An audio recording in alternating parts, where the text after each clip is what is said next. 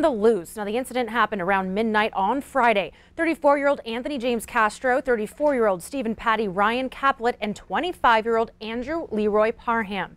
Law enforcement officers responded to the Bighorn County Courthouse, where reports of several inmates overpowered a jail employee and escaped. More than 30 male inmates and several female inmates were cleared from the jail and placed on school buses outside the county courthouse as authorities cleared and accounted for the prisoners. The Yellowstone County SWAT team moved into the jail and began escorting inmates out to a waiting bus. The Bighorn County News in Hardin initial reports indicated a corrections officer, dispatcher, and a sheriff's deputy were assaulted, and a number of inmates escaped the jail. Now, here's what we know. Again, their names are Anthony James Castro, who is from Billings and was arrested for violent crimes, Stephen Patty Ryan Caplet, and Andrew Leroy Parham.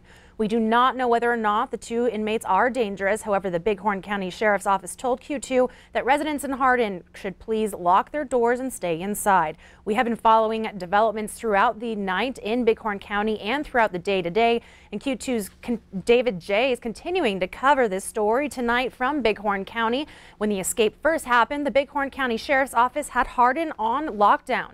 That was lifted this morning, but some are still cautious. And David J talked with citizens today about how they feel about the incident. We had a chance to talk with some people around Hardin, and they're telling us that things are just a little bit different, a little bit quieter at times. Some of them are still scared, and some of them say that they're okay and fairly relaxed about how things are going today.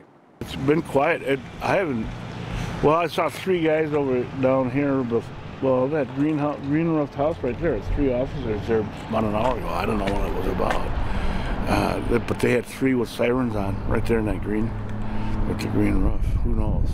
I feel all right since I seen them cops. You can tell right now that there isn't hardly anybody walking around or driving around. And usually Saturday's a busy day here, but not today. What's your sense about the community in general? I think they're very, very concerned, yeah. At least I would be, yeah. A lot of them are scared. There were a lot of people that I've talked to. They go, oh, so it's serious stuff, The safety of the community. So that's my concern right there. It's everything that will get back to normal instead of watching our backs, No, nobody knows. I haven't heard anybody tell me anything where they are. Nobody seems to know exactly where they are. As of early this afternoon, they haven't found the 3 men who escaped. And around town, as you walk around and drive around, a lot of the citizens are still asking the questions and wondering what the latest is on that. In Hardin, David J, MTN News. Thank you, David. And we did check in with the sheriff's office before going on air, and they still are at large. We will keep following that on KTVQ.com and on our Facebook page. Now, reporting further on this, the safety of the Bighorn County Jail has been in question for quite some time, and Bighorn County officials have tried to get residents behind a remodel of the jail before, but failed. The biggest complaint, overcrowding with too many prisoners outnumbering guards. MTN Chief Investigative Reporter Andrea Lutz joins us now to break down what deficiencies the facility faces and if it could have contributed to this recent inmate breach. Bighorn County leaders have repeatedly said their jail is too crowded. At any given time, up to 60 inmates could be housed in that jail, which really only has a capacity of 34, including last night when there was over 50 inmates. And officials have said before the crowded conditions cause security issues for both inmates and guards.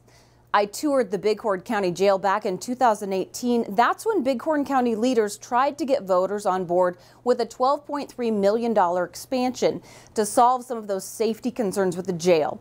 You can see in this video we took during that tour a lack of space, exposed roofing with mesh wire, rusty walls and steel objects protruding from walls, something officials feared inmates could use to make weapons. At that point, no new taxes were expected for the county residents if they said yes to the deal. Still, voters said no. At that time, then Bighorn County Undersheriff Mike Fuss told the Bighorn County News, quote, "If there's a fight in the middle of the night, I only have 1 officer on." The concern over the safety of the jail was there. Prior to that, Bighorn County tried to get voters yet again to support a jail expansion. That was in 2016. Again, that ultimately had failed too. Bighorn County has been dealing with this issue for quite some time. The jail isn't even up to code in terms of it not being up to industry jail standards. And the jail is often stretched well beyond its capacity with detainees, something Sheriff Big Hair stressed to local reporters all the way back in 2018. In Billings, I'm Andrea Lutz for MTN News.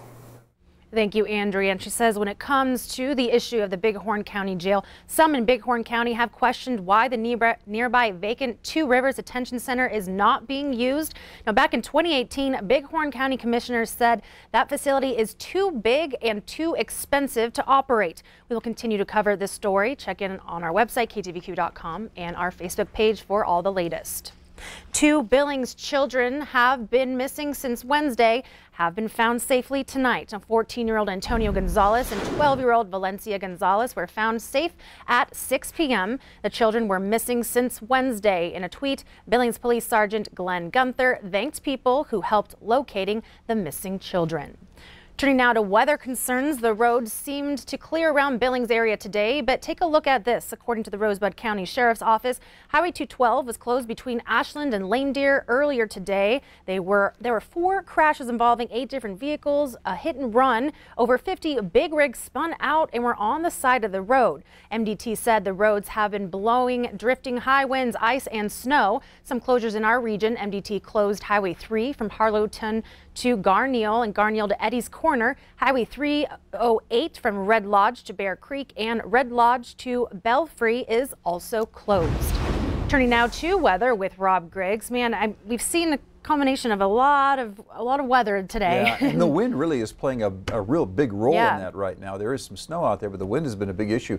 We had pictures of some of the roads and the scary stuff. Right. Let me show you some of the happier stuff that was happening today. This is interesting. These are called wind snowballs. It's a phenomenon that happens when snow condition is just right and the wind hits. And this is a great picture I got from Leanne Nordahl out there in Rappeljay. It's really cool, like little snow coffee cans out there across the prairie. Does that look cold to you? It looks cold to me. That's Rock Crick, Rick McGarvey up at Red Lodge, and I just love this. It was an epic battle, a terrifying epic battle between these big puppy dogs out playing in the snow in Red Lodge. They were having a real good time. John Bleacher decided to send that one in for me as well. On the serious side of things, you notice the pink and the purple on the map. Those are winter storm warnings and winter weather advisories that are still in play. We do have more snow on the way this evening, and then things will change dramatically tomorrow. We're going to give you the complete Q2 Storm Tracker forecast with all the details in just a little bit. Zoe? Very cool, Rob. Thanks for showing us that. Now, one demographic who has been loving the snow, the skiers and snowboarders in our area over at Red Lodge Mountain, over 3 feet of snow in the past week has given people plenty to ride on. Heavy traffic to the ski area this morning forced mountain staff to close the main road to the resort. Q2's Mitch Laggy spoke with Red Lodge staff today and joins us now with more on the Powder Day. Mitch? Zoe, the Red Lodge management told me snow conditions are all time for the season thus far. The snow is soft and deep, meaning people came up in droves today. Starting around 8:45 a.m., the mountain picked up 3 inches of snow in about an hour, meaning the drive up was treacherous. Mountain staff closed Ski Run Road, the main dirt road to the Red Lodge parking lot, around 11 a.m. today. As both parking lots were full, people were parked about 1.5 miles away from the main lot on the side of Ski Run Road. Red Lodge staff didn't let any more people up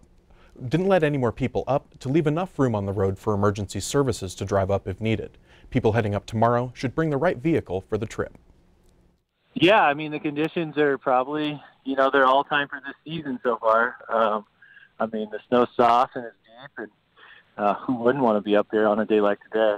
We're going to have a great day tomorrow, and anybody that comes up should come up in a all-wheel drive or a four-wheel drive vehicle. We had several people get stuck today trying to come up in a front-wheel drive car with limited clearance. So highly recommend all-wheel drive or four-wheel drive.